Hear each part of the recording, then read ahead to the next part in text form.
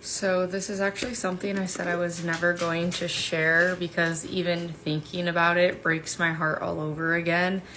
And I actually can't look at my son's first week pictures that we all took.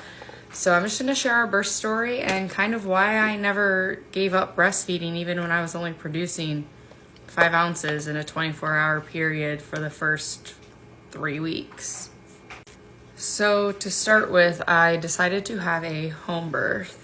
I started laboring, and about 3 hours into laboring, we set up the pool and I got into the water. Every time I got into the water, my contractions would slow down.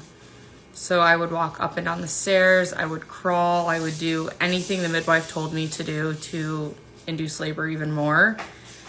After 30 hours of being in labor at home, I gave up, but in that 30 hours, I decided to have her break my water. Thinking we would progress, she gave me the pros and cons of both. I had her break it. 12 hours went by and he still wasn't here, so I started getting worried and thought maybe I should go to the hospital, and the pain was horrible. It was terrible.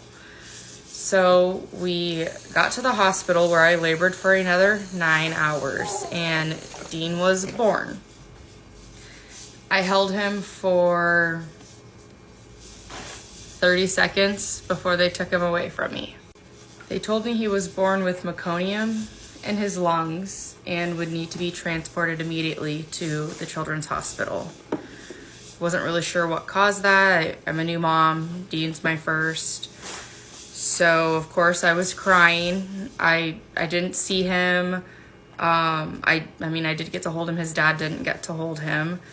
So the doctor told me that this can happen when you break your water early. So immediately, my fault. I had them break it. It was my fault. He was going to the NICU and I didn't get to spend any time with him. I delivered him at 1:40 in the morning. It was 1:39.